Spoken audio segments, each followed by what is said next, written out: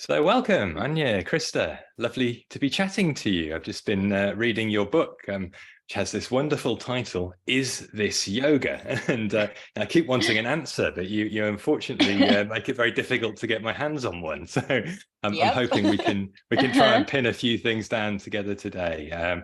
First of all, I'd just love to hear from you both a little bit about why you chose to title your book with a question mark at the end of it.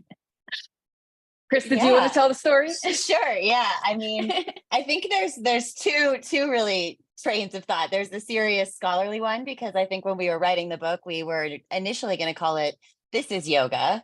And on our first peer review, a very erudite scholar pointed out that can you really claim that all of this is yoga?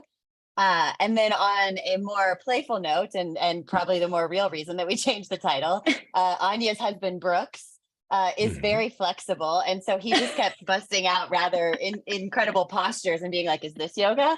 And so it became a very useful sort of tool for us when we were thinking about these very complex histories and concepts and what's going on today. Yeah, and kind of our whole point was that, yoga has never been this monolithic thing. There's always been diversity within the tradition, right? There's always been this question actually of, is this yoga? And so it really felt appropriate by the end of it to title the book, something a little bit more open. Yeah. And in the train, go ahead. No, please, sorry. I was just going to say, in the train of like historian J.Z. Smith, it's very much like, I think we took it seriously that this was our chance to both complexify and complicate the question while we did some really serious research and looking at the whole history of yoga and at how these concepts came about. Mm-hmm. Well, I started to question whether it could actually become a mantra in some kind of a way. I mean, it's an aid to inquiry, and the whole idea that we can pin anything down about yoga is complicated, let's say, and the idea that anything is fixed is not very helpful as well. I mean, everything has to change unless we're in the transcendent, and so constantly asking ourselves, "Is this yoga?" is probably quite a helpful heuristic for getting on with the practice, rather than deluding ourselves that we got there already. Do, right? Yeah, no, I think so. And there's an image that you have on the cover, which I think gets unpacked later on, and it's a metaphor that I heard Anya talk about a few years ago now at the Oxford Centre for Hindu Studies about lotuses and waterlilies. And I'm not actually sure, are these lotuses or water lilies on the cover? I think that's part of the question, really. But just to sort of clarify for those listening, yoga is similar to lots of other things in lots of interesting ways, particularly systems of practice and philosophy in the Western world that have become entangled with yoga to the point that it's very difficult to untangle them. And the metaphor being that if you stick a bunch of lotuses and water lilies together in a pond, they will entangle themselves and you won't be able to prise them apart. And so I wondered if you could say a little bit more about how you chanced upon that metaphor and why that helps us to see something a bit more interesting about the question of what is yoga, being Westerners engaged with a tradition we didn't grow up in. Yeah, well, so the original metaphor was Christa's, actually. This came out of her dissertation. She talked about modern yoga as a rhizome, right? And for me, this was actually, I really latched on to that metaphor because I had been coming out of Elizabeth D. Michaelis's work, where she called modern yoga this graft, right, of a Western branch onto sort of the Indian tree of this tradition. And that didn't, I thought that was a really helpful image, but it didn't really kind of seem to me to represent really the fullness, right, of this blending and the syncretism that had happened. So I think it was in my first book, maybe, or maybe it was my second, I kind of moved from her metaphor, D. Michaelis' metaphor of a graft, to something like an inosculation, right? This place where the trunks of two trees have kind of grown so close together that they've become one. And then Christa came along and was like, well, but like, isn't it kind of problematic to even go with the metaphor of something so solid, right? And so monolithic as the trunk of a tree. And so she, in her dissertation, was talking about traditions as rhizomes, right? As these things that sort of spread in this web-like fashion that pop up in these different instantiations where it's a different plant, but it's the same plant at the same time.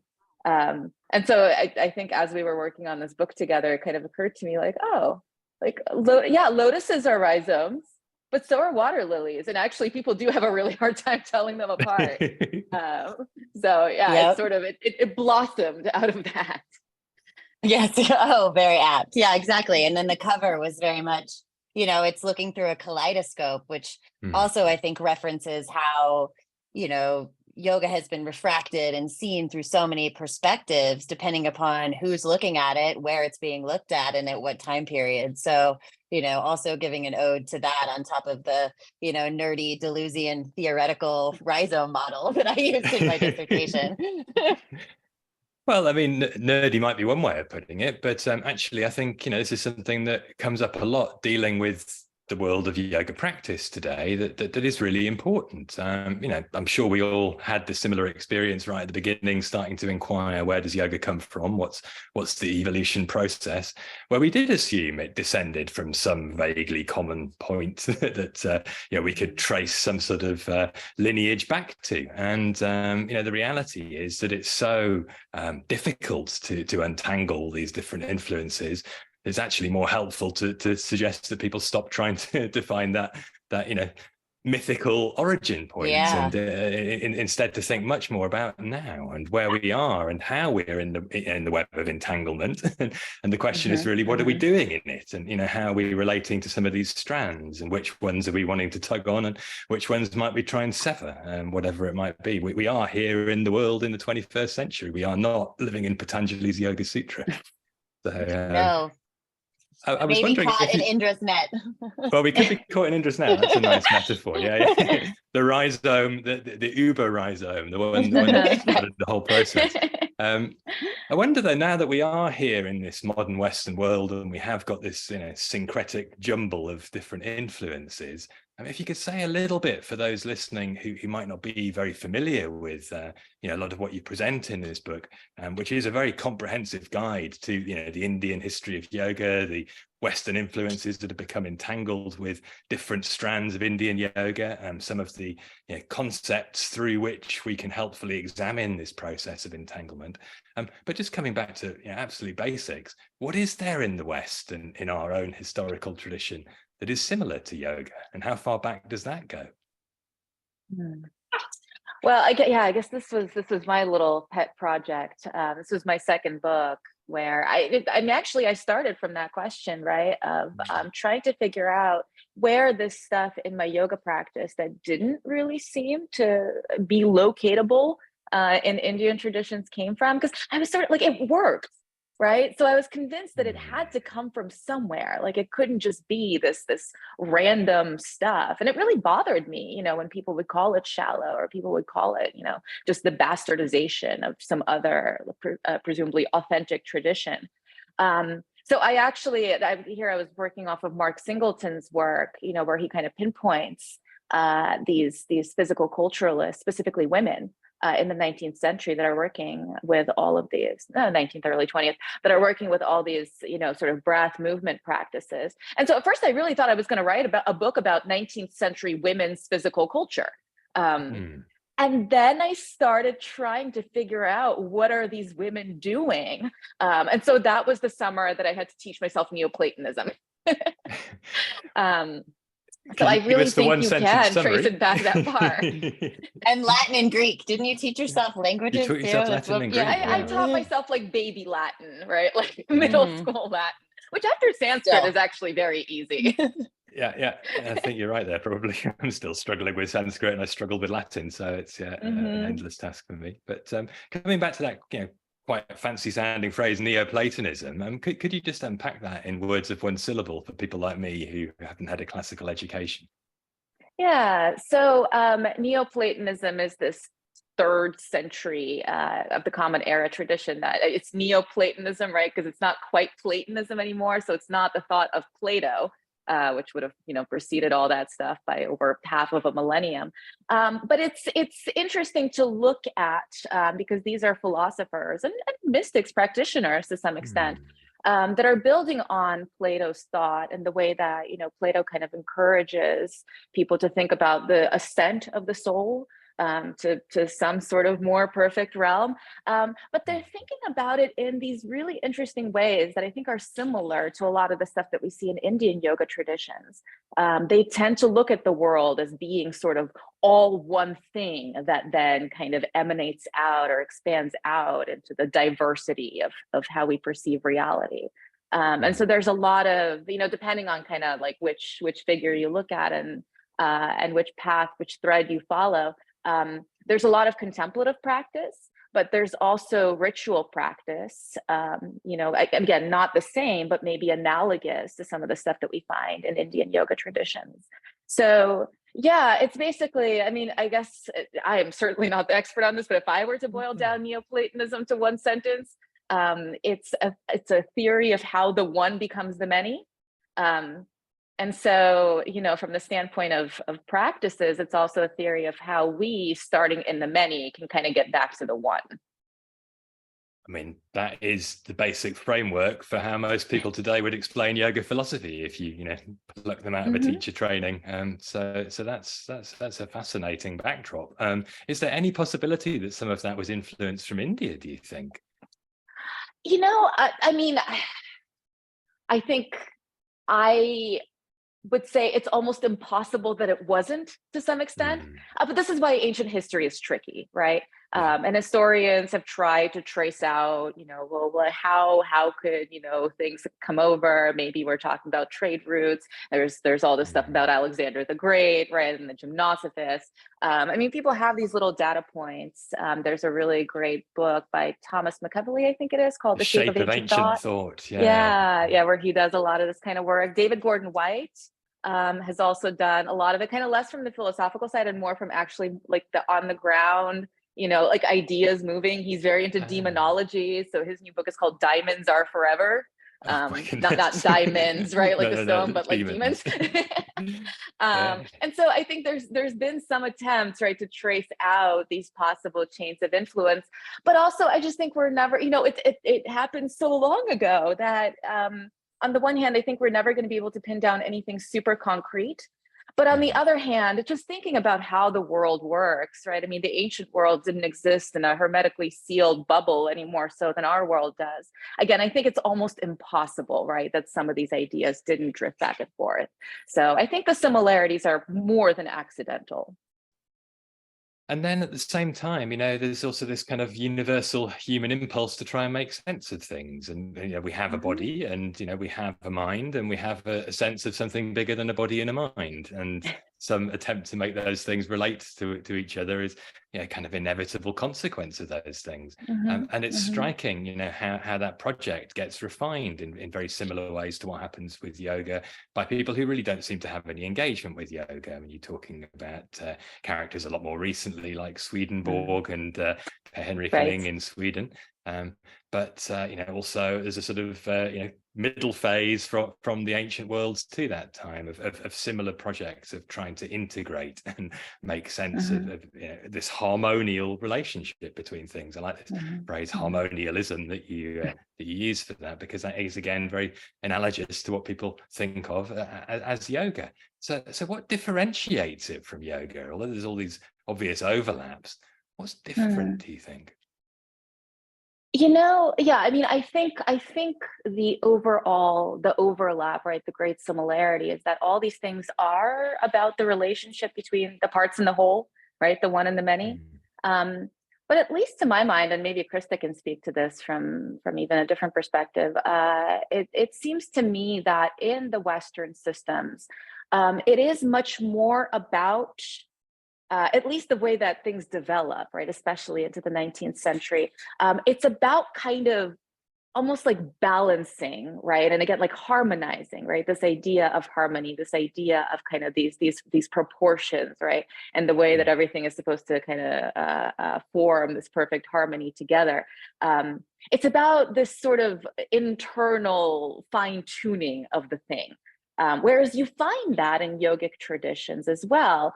Right. I mean, yoga as something that might mean to yoke is very much about kind of how do you perfectly yoke the organism, right? How do you set up your sort of mind body chariot?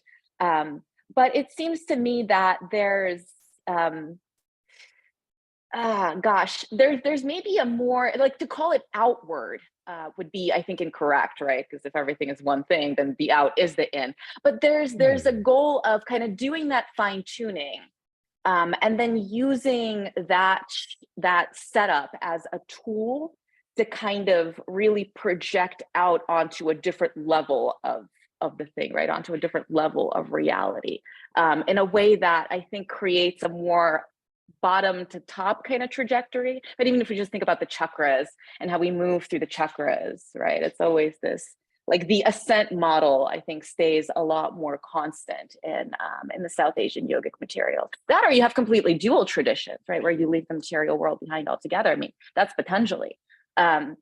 Whereas I think the Western harmonial stuff kind of maintains this tension of the parts and the whole, in a more insistent kind of way, right? There's maybe less of that theurgic ascent, as we go through the centuries, that really is emphasized, and more about, again, harmony, balance, right? This idea of like balancing your chakras, as we would talk about in more of the 20th century New Age traditions.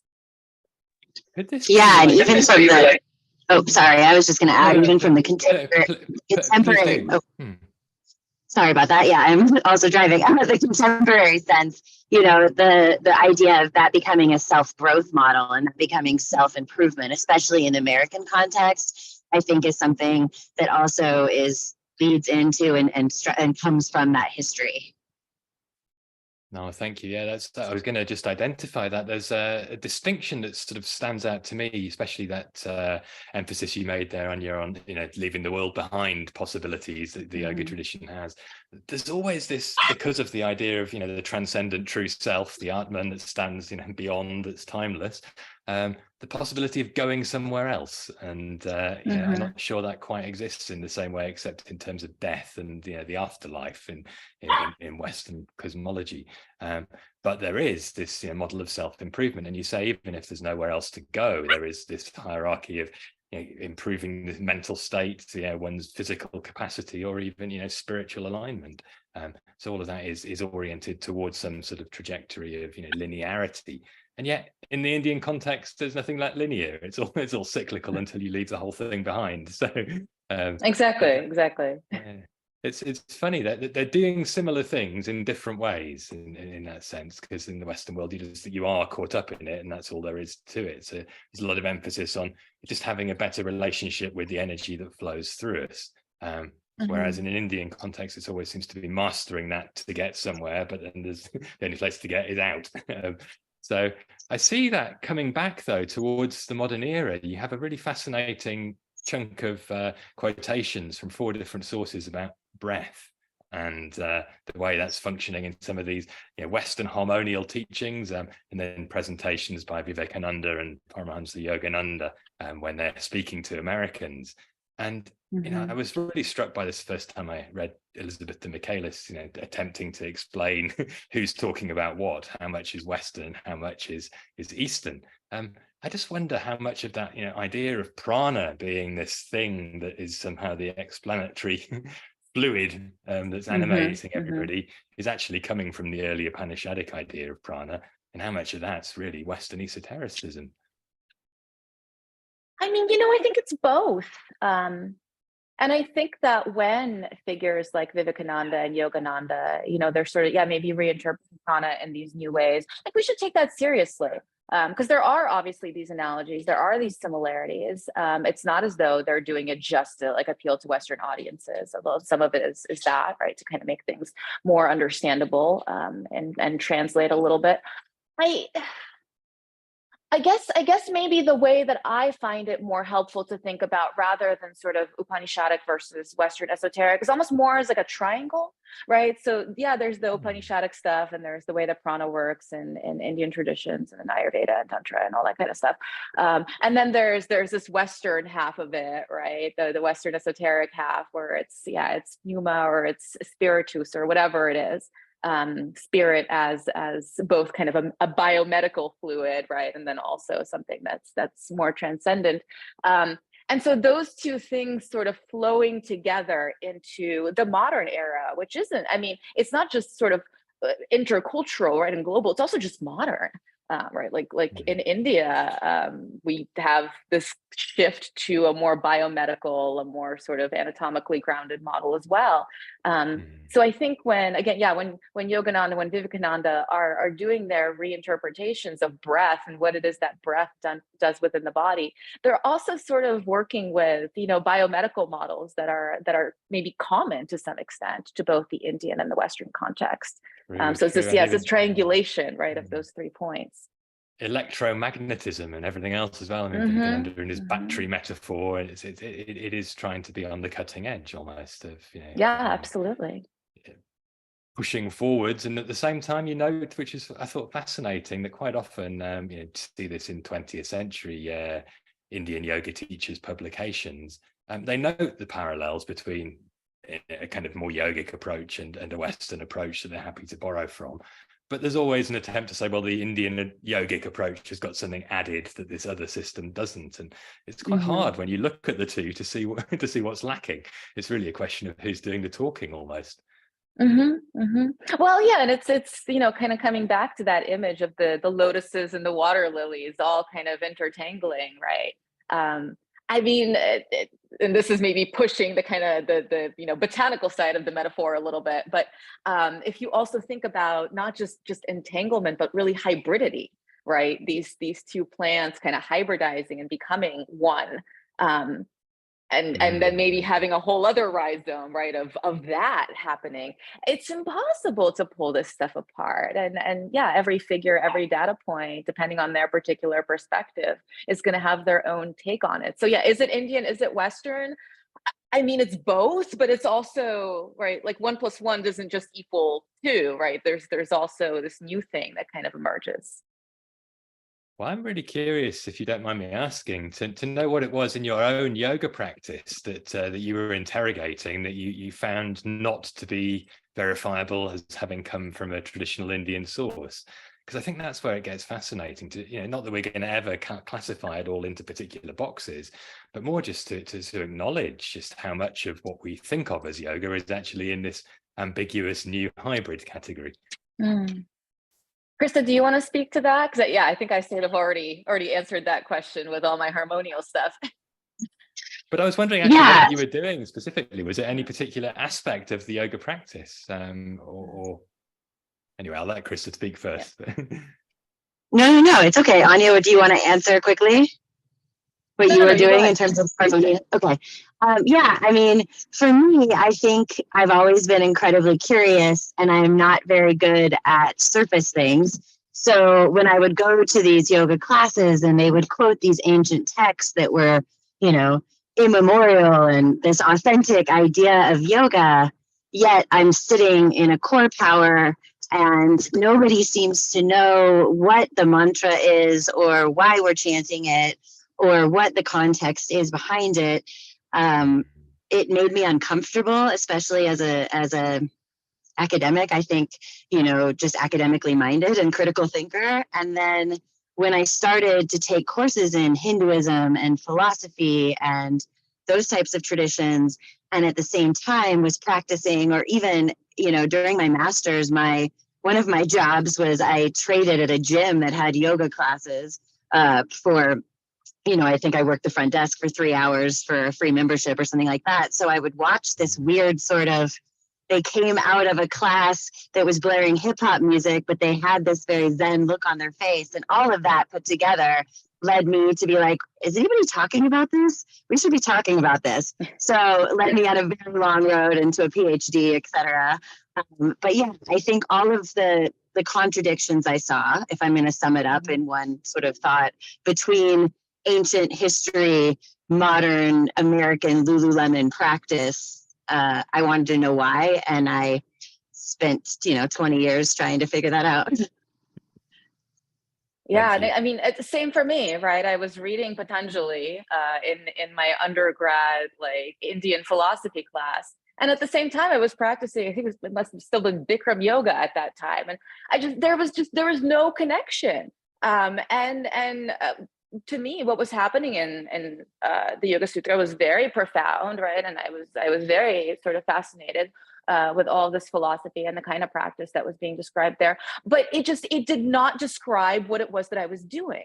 And I mean, it took me another, at least like half a decade, if not more, to come to terms with the fact that what I was doing was still something, right? And I mean, I kept doing it in the meantime, but it was very difficult to make sense of how and why this was being called yoga. Right? Again, you have all this discourse about, well, this is not serious, right? This is bastardized, this is appropriated, this is shallow, this is whatever. But it doesn't feel that way when you're doing it, right? I mean, the kind of stuff that Christa is describing, even, these completely corporate, kind of gym studios, people are experiencing something. I was experiencing something. And it kind of occurred to me that what I was experiencing very much was about the stuff that we're calling asana, right? It was this physically grounded practice. But at the same time, another level of that kind of diminishing of modern yoga practice that you get is like, oh, well, it's just about the physical, like it's just asana, we've stripped everything else out. No. Right? Just because you're doing something physical, just because you're doing asana doesn't mean that it isn't also more than that, right? That there isn't sort of metaphysical, spiritual stuff happening. And at a certain point, that became just so patently true to me that I think what I really needed, even though I couldn't have articulated it this way at the time, was some model that would make sense of that. And I mean, to some extent, like harmonialism is like my baby, right? In that way, because the way that it sort of looks at like the internal fine-tuning of the system, I think helped me sort of work through what it was that I was doing when I was moving my body. But at the same time, there was something that was not sort of purely anatomical that was happening. Yeah. And I want to add, yoga has been profound in my life as well as confusing. And so I think there's that as well. Like this is something that I go to for solace. This is, even if it is, pick a studio or in my own home practice, over and over and over, and there's something to that as well. And I think a lot of people find that in the modern sense. And I think that's always been there with yoga, even if it's changed. So I think that's been part of both Anya and myself's yoga journey, if you will. Thank you. No, I mean, I can relate to all of that. And at the same time, I can really relate to something that Anya wrote in Inhaling Spirit, which I think you quote again in this book, Is This Yoga? About the sort of colonization of this harmonial worldview by the category of yoga, and so that it's basically erased from everybody's understanding. And it just, I can't help but ask, would it be more helpful if we rebranded a lot of what's in the West known as yoga class as, for example, harmonial healing or harmonial gymnastics or harmonial stretching or whatever we might want to call it? Would that help people to actually be a bit clearer about what's going on, do you think? I've thought about that a lot. And actually, I maybe just to clarify, the colonization, I mean, maybe it's a bi-directional thing. I think just to sort of give some acknowledgement, right, to the historical power dynamics, I think it's actually probably more that kind of harmonial logics, right, have colonized the category of yoga in the West. But then kind of right, the feedback loop, the kind of like you can't really like impose yourself upon something like that without losing a little bit of yourself, is that we've sort of lost this language that European languages and cultures would have had to describe some of these practices. I don't know. I mean, should we be calling it, harmonic gymnastics the way that Genevieve Stebbins did? I play with that anyone sometimes. come if we did, do you think? I don't think anybody would. That's the thing, right? I mean, and here we're dealing, it's capitalism, right? And it's all of that. And also, to be fair, there are Western forms of practice that grow out of these harmonial traditions that are not being called yoga, that exist. Right? I mean, somatics, all this kind of stuff that's still out there. But it's not nearly as big of a brand as yoga, right? As this sort of overarching category has become. And so, I mean, I'm not the one to issue a sort of authoritative answer to this question, but lately where I've come to is to just sort of acknowledge that, yeah, like, the blendings happen. Like, we're not gonna backtrack from that. It's just not gonna happen. No.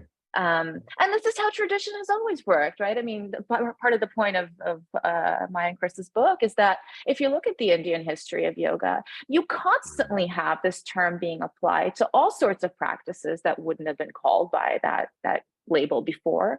And then it just becomes part of, the tangle, right? The rhizome, this field of lotuses or waterlilies or whatever you want to sort of call them.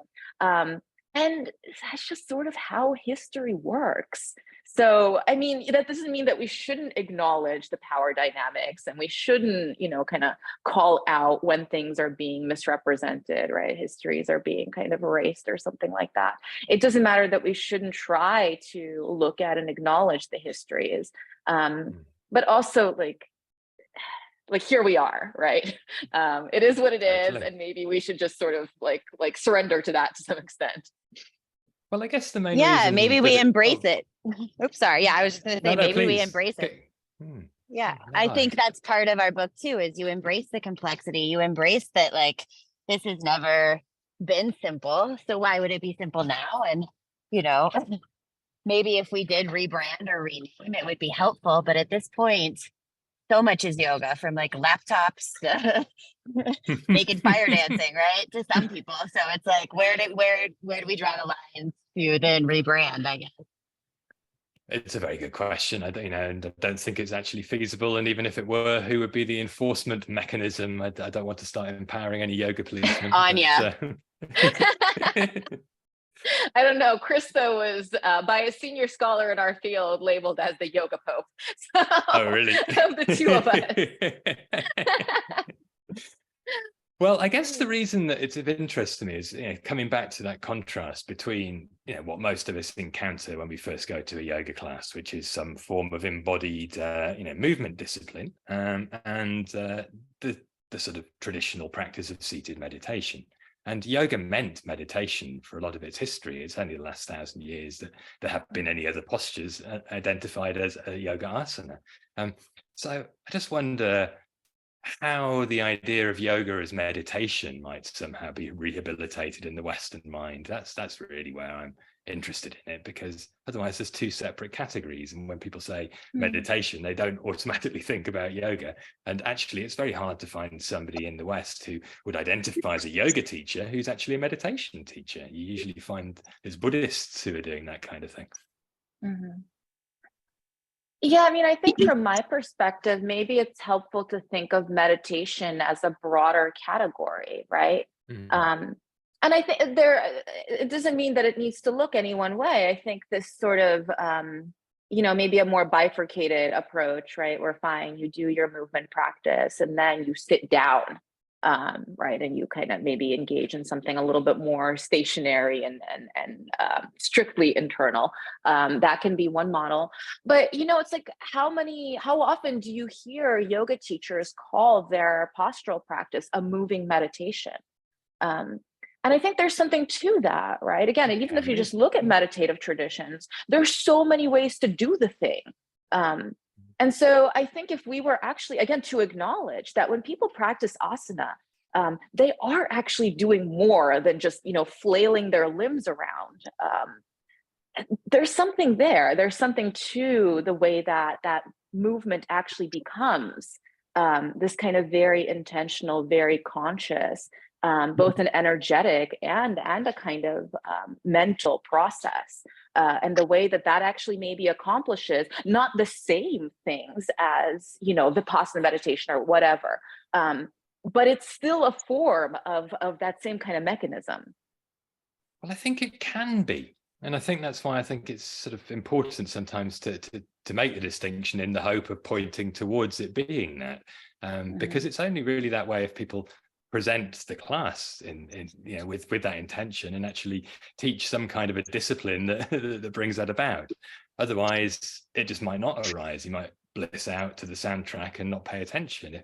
If we're not actually encouraged to think of the word in relation to concentration, then why would we necessarily concentrate? I don't know. Well, that not all necessarily meditation is automatically concentration, though. Well, right? there's that also There, true, but the problem is that, you know, this is, I think, where the rubber hits the road in trying to distinguish between academic analysis and practical application.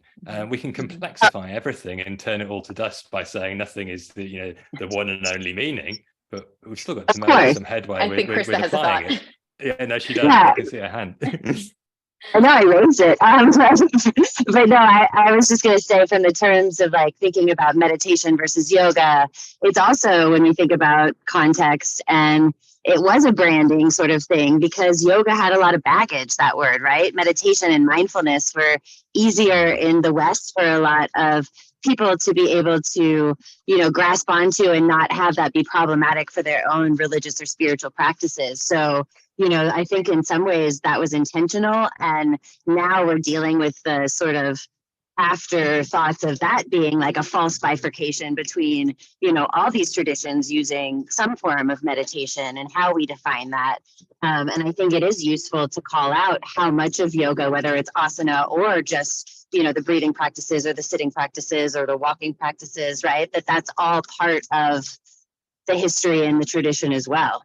And how can we make that clear, which is part of what our book was trying to do, is say, you know, all of these things are part of it and it's still complex, but we have to take into account, especially in the third part of the book, how this gets rewritten by the powers that be, whether that's media or, you know, universities, XYZ. Well, I wholeheartedly agree, except I think I would also add to that list, you know, we're all the powers that be unto ourselves, and, you know, we need to define our own story and live by it, and be able, especially if we're yoga teachers, to ensure that we're putting something forward that we can stand behind, that, you know, perhaps does maintain some connection to things that have been called yoga before, because otherwise, why are we calling it yoga? Agree. Such a good question. Is this yoga? Well, that's why it is. It's very helpful, because I think, you know, we should all be asking ourselves that all the time. And I think my favorite time that it pops up in the book is you had this image of somebody's altar on which there are various murtis of Indian deities alongside, you know, tarot cards. And after that, you said, "Is this yoga?" I'd almost like to invite you to speculate, because that was when I most wanted an answer, and the chapter ended on the word "is this yoga?" So, what do you reckon? You know, is yoga the union, in fact, actually, for most practical purposes in the modern world, between the East and the West, or is it something? You know, is it still its own category in some way that is beyond this hybridization?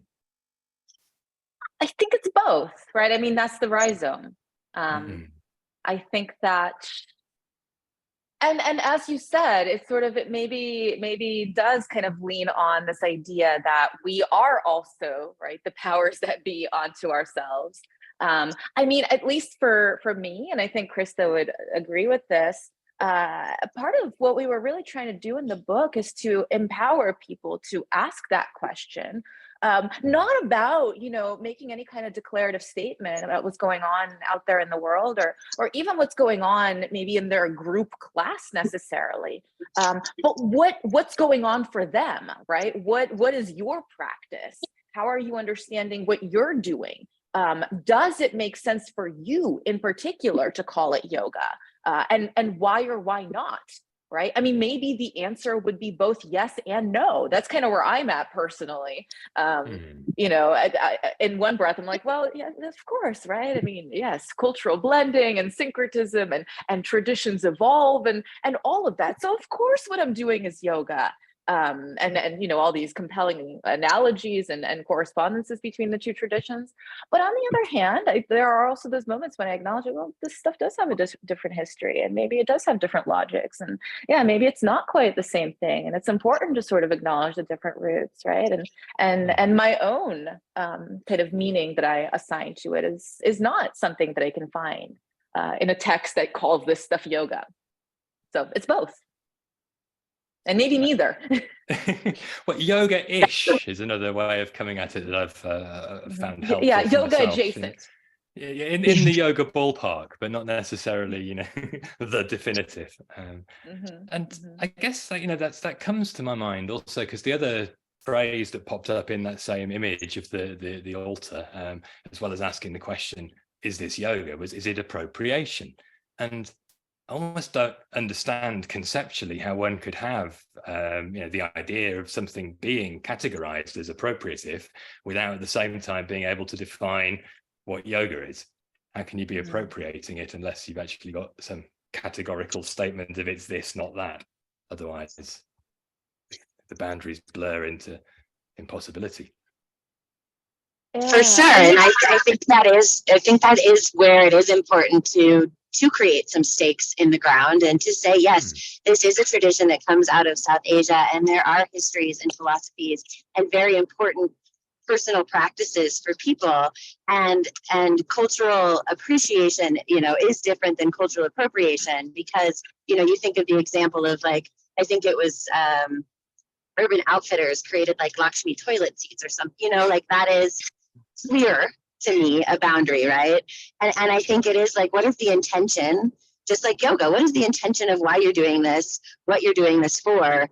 And making sure, if you are a serious practitioner or person or whatever, to learn a little bit more about what you're doing, unless you're literally just going for exercise. And then please just stay in that lane, and that's okay too.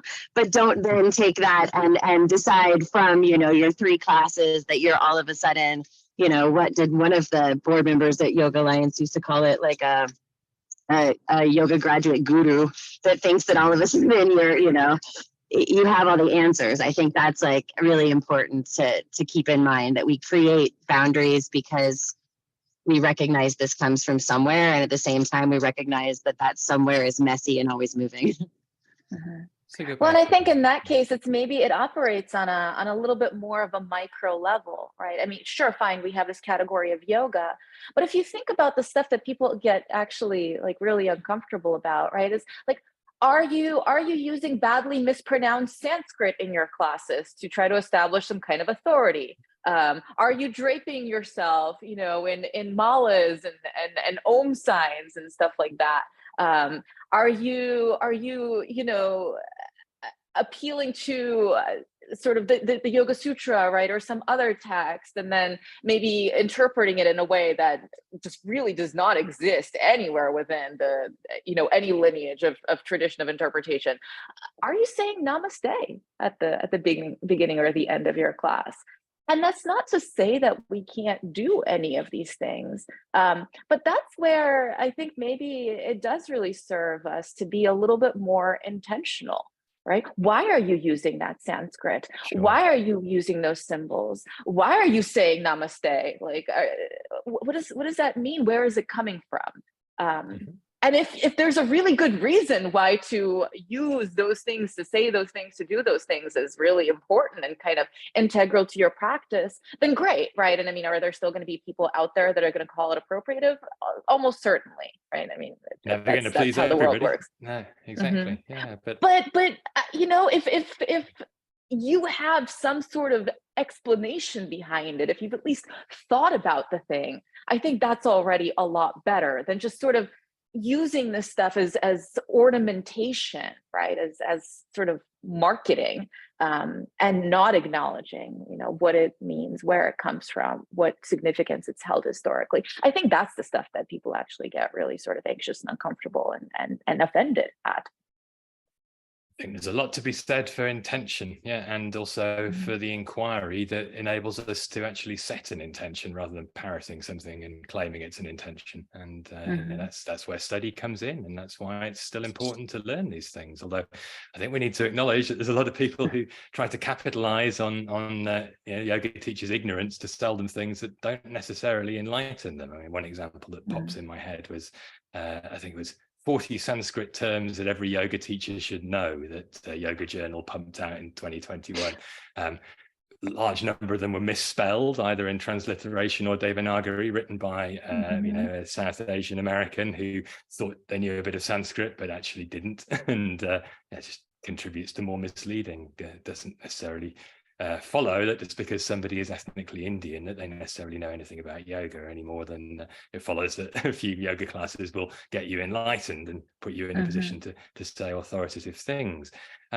But I think also it raises lots of other questions, because the traditions of yoga are full of examples of appropriation. I think there's in fact, a reference in Roots of Yoga, if I remember rightly, to the Bhagavad Gita as a Brahminical appropriation of extra Vedic Shramana practices. And, that's pretty hard to argue with.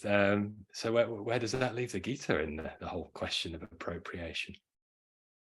Oh, yeah. I mean, if we want to sort of think about the way that yoga has become everything and nothing, right? That we can apply the term yoga to like naked fire dancing.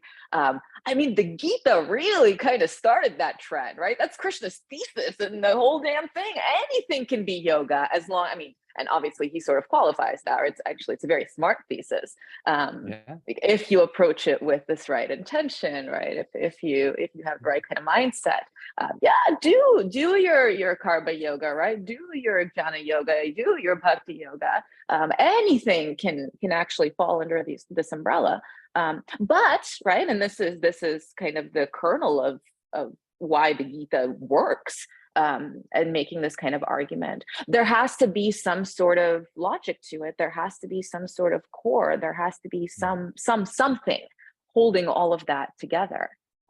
So it's not necessarily, again, I think it's not the expansion of the term that's the problem. It's the sort of nitty gritty, right, of how and why this term is being applied, and whether or not there's still some there. I see what you're saying, and it's correct. Obviously, it's a masterstroke of reinvention that's creating the possibility of the ultimate insights of yoga being attained in completely opposite ways to all prior tradition. No renunciation except as the fruits of the action. And at the same time, it's a great opportunity for stealing all the best teachings from rival traditions and repackaging them in a way that enables you to maintain your hierarchical model of society and rehabilitate the ritual that people were disowning. So it's got all sorts of layers to it, and that's something that's, again, it's helpful to talk about, but that complexifies things still further and makes it harder, I think, sometimes for people to see that there's still a tradition to respect. And I think that's the sort of balancing arm of this sort of line of critical thinking I've gone down, that I also want to emphasize that on some level we actually have to study the tradition, or we would have to pluralize it, I suppose, into traditions, in order to be able to think, with wisdom about our own intention and whether or not we align with those things. Because otherwise, all we get is our own, fantasies reflected back at us and dressed up in the othering of, somebody else's culture, which is the thing that's problematic. If we can actually engage with text and then have an opinion that's valid, and grounded in fact, then we might even be okay to disagree with that tradition, or to say these are the things I don't think are very respectful in the way that Indian yogic innovation has taken place. But it doesn't obviously then give us the right to behave disrespectfully in the present. Absolutely. Rant over. Appreciated rant. Well, good. I'm wondering though, how far can we actually blur all these boundaries in practice before we eliminate the idea of there being something specific to yoga? That was the masterstroke, as you're saying, of Krishna's thesis, basically inventing sort of dual model of action in the world and devotion to the deity as two different ways of kind of going about the same old process of renouncing the world, and yet it's all anchored in the spirit of those teachings, which is renunciation. It's diminishing of self-centeredness. It's understanding one's place in a bigger picture, and all those things don't seem to apply very often when people are doing the remixing and calling anything yoga and making a fast buck off it in the Western world. So at some point, I still think we have to come back to, even some of those things I just mentioned: diminishing self-centeredness, understanding that there's more to let go of than to be gained, concepts like that. Can we get a bullet point list of, well, this actually has to be yoga, otherwise it isn't yoga, or that was my whole job. Or is that impossible? Yeah, I was going to say, Christa, as somebody who worked on standards, this is a question. Yeah, there you go. I was going to say that was my job for the last 4 years, was to try to figure out, for the 200 and 300 hour Yoga Alliance teacher trainings, like, what do we have to put in these categories for a teacher to know, to say that they can then teach something that is holistically yoga. And I think, from my perspective, it was a balancing act of making sure all of these multiple lineages and traditions and ideas of yoga were taken into account. And at the same time, that we were very clear about some certain texts and histories and ideas that needed to be incorporated into that corpus of understanding if we want to call this thing yoga. If you want to call it lifestyle movement or Pilates or all these other things, that's a different conversation. But if one wants to continue to call themselves a yoga teacher or to put themselves out there as teaching something called yoga, then there does need to be, there's categories, I believe, that need to be met so that we don't get too far away to where it's so diluted and watered down that it has literally no substance or meaning, when we do have these deep texts and philosophies that we can point to that have that, umbrella term, whether or not it's complicated, of yoga. And how did that go? Was it possible to get agreement on these bullet point facts, or I will say, I will say it was a huge undertaking, because we surveyed over 100,000 people. We had working groups of over 100 folks, both from the academy and from yoga teachers and ethicists, etc. And there was a lot of conversation. I will say, within all of those conversations, there were clear things that seemed to be pointed to over and over again, in terms of, okay, if you're going to call it yoga, it comes out of South Asia. If you're going to call it yoga, there's, specific texts that seem to really hold what at least we call today yoga, whether that is, the Yoga Sutras, or that's the Gita, whatever it may be. There was a huge, I guess, spectrum within that, but that needed to be something that was addressed, right? And especially in terms of the West, the 8 limbs of yoga is a very practical model that people can follow and understand. And that became, and still is, I think, one of the North Stars of yoga teacher trainings today, that, again, has been interpreted from a very renunciant sort of perspective, and a very, moving inward and outward from society, and reinterpreted in the West, again, as almost a self-care, growth model, right? But at the same time, still incredibly useful for us if we're going to use that label yoga. So I don't know if that gives you a very clear, but I tried to really stay, as we keep saying, in the both and, while also making sure that there has to be a box, there has to be, a gate, but it has to be able to be opened. Some sort of fence with a gate. I'm looking at my gate right now, just to make a metaphor. Yes. One quick question, in case you do have to jump off. Has that standards kind of research now all been completed, and are those standards publicly available? I'll say that the 200-hour new standards came out and the 300-hour were board approved. I think it was 3 years ago. I don't know when the plans are for them to announce those new standards.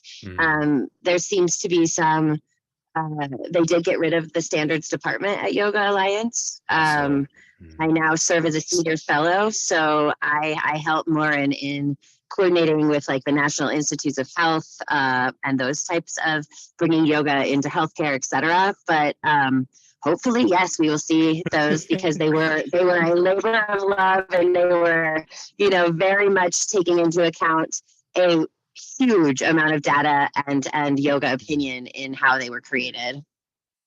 Thank you. Mm-hmm. I wondered if I could ask also quickly about your new role. I noticed you were perhaps even talking about it at this conference, Christa. I'm intrigued. Astrological dating. How does that work? Yeah, so very interesting. Actually, I was contacted by one of my old yoga students who happens to be Indian when I moved back to Denver. I was in DC, and we went out for a drink, and I was telling him that I was thinking about maybe moving on from my role at Yoga Alliance. And he looked me in the face and said, "Do you want to be a CEO?" And I was like, "Yeah, sure." So I did not take anything, but ended up emailing this man, Marion, who is one of the founders of Ilios, which is where I now work. And him and his brother are both from Sri Lanka. They're South Asian.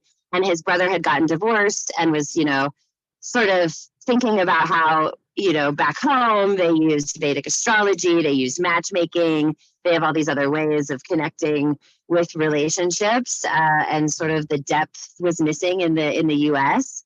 And I thought it was a really interesting idea. And we have a Bollywood actress involved, Nargis Fakhri, and we have a guy that was on The Bachelor and American Idol who's really helping from the influencer side. So that is like a very not part of my previous role or world, as you may imagine, but really exciting to be a part of. And I get to incorporate the sort of consciousness wellness yoga bent into the app, because we're going to make it conscious at every level. So there will definitely be sort of my background infused and integrated, as well as a social conscious piece, because that's really important to me, both as a yogi and as like a human being living in this late stage capital neoliberal soup.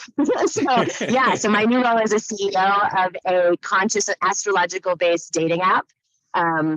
And it is a huge learning curve, but also been incredibly fun. And I think it's going to be really great. And I can't wait to incorporate folks even from this world into it, like Lorelei Biernicki, who's a professor at CU Boulder, who's, really into astrology and brilliant. And so my sort of bridging of all these worlds, I think will also make it super interesting, fun, and definitely not boring.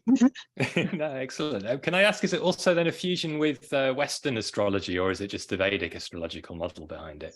Yeah, no, we have both. So that's the other founder, happens to be a software. Yeah, he happens to be a software engineer, rocket scientist. And so he lives in the world of algorithms. So he has their family Vedic astrologer working with a Western astrologer, and they have the most basic of those two worlds, and then the algorithm puts them together. So a very interesting sort of new way of really that hybridization, that sort of rhizomatic newness of even the astrological sort of cosmic space. So I guess it fits in my trajectory. Oh, thank you. I was also curious to ask you, Anya, about the time you've been spending at Esalen, where I know a number of scholars are also teaching now, and that's kind of the birthplace of the modern New Age to a certain extent, as I understand it. A lot of ideas that have blended Eastern and Western traditions have come to life there. I wonder if you could tell us what's on the cutting edge of the schedule these days at Esalen. What sort of disciplines might we be all getting into in the next 5-10 years? Yeah, I mean, I think in some ways my time at Esalen has been really parallel to this journey that Christa's been going on, right? I mean, like what other ways does this stuff actually sort of branch out right into our world?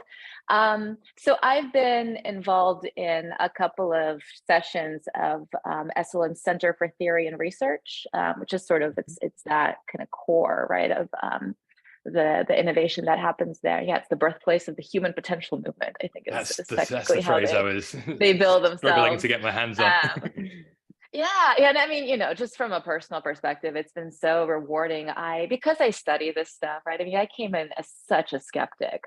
Like, what is this place, right? I mean, because there's such a mythology around it. And I have to admit, within the first 48 hours, like it got me. There's something there. I don't know what it is, but so yeah, there's a lot of the CTR, the Center for Theory and Research, is something that's always kind of cycling through a number of new initiatives.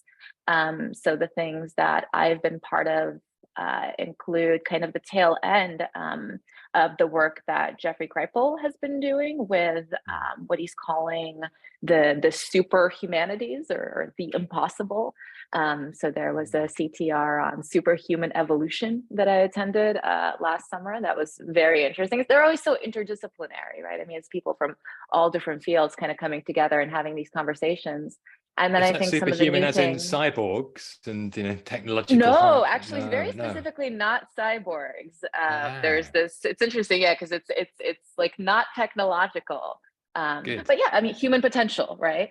Yeah. As long as the human is still in there. Yes, very, very much human. And now there's a lot of stuff going on with, subtle bodies is a new initiative that's kind of coming out.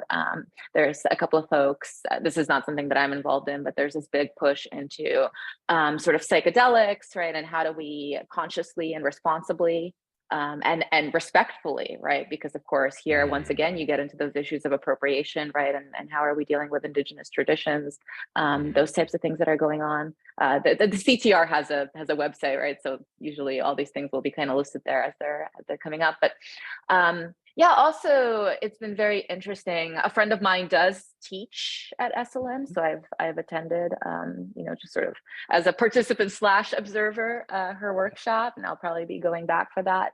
And for me, it's been really, I think, enlightening and rewarding and challenging at the same time to kind of dip back into this world in a way that goes beyond just me going to my yoga classes. Yeah, it's a special place that I think, as much as, of course, there's still, all the issues that we experience in our modern world, right? It's expensive. And so therefore it caters to very specific populations. Everything has its kind of difficulties in that sense. Nothing's exempt from that we deal with. But there's something really special, I think, about the work that happens there. And there's something really special about the connections that come out of that place, both personal and intellectual. I'd love to go there someday, I have to be honest. Yeah, it's always been a curiosity for me. Yeah, I've been hearing about it. Me too, Daniel, me too. maybe we can get Anya to take it over and employ us or something. I think we just manifested that. There we go. Yeah, set your intention. That's right. Just before we wind up, I just wanted to check, is there anything about the book that we haven't delved into that you'd really like to make sure that people take away and to have a sense of its fullness? I mean, I think I would just say that, we wrote this together from both of our perspectives and really from 20 years of scholarship on each of our ends as a way to help both, serious practitioners, but also for yoga courses and for university students, because over and over and over again, I think both of us in the course of our studies kept being asked, is there a book like this? Where could we have a book like this, et cetera? So we really did write it with those populations in mind and, with a whole lot of research and love and late nights and early mornings. So, I think, just knowing that it really was for us sort of use and labor of love from lots and lots of years of being serious about yoga in the academic sense and in the practitioner sense. Yeah, I mean, I think just to sort of add to that a little bit, we're both scholar practitioners, right? And I think that the reason that I really love the way that this book turned out is that it really sort of combines our backgrounds, right? Me as more of a historian and a text person, Christa as more of a cultural theorist. I mean, insofar as I ever thought it was possible to create something that at least represented how it is that I've come to understand yoga and what's been helpful for me as a practitioner now. I'm just so happy that we got to go on this journey together and with the product that sort of resulted from it. So I hope that people can kind of see all the love, right, and the struggle that went into it. And it was very important, I think, for both of us that it wouldn't just be a textbook for college undergraduate students, that this really is for people who practice, for people that are trying to make sense of their practice. And it's very readable, I have to say. You've done a great job in that respect. The only thing I suppose I feel I'm moved to mention in the light of comments about capitalism flying around is it's obviously not very cheap.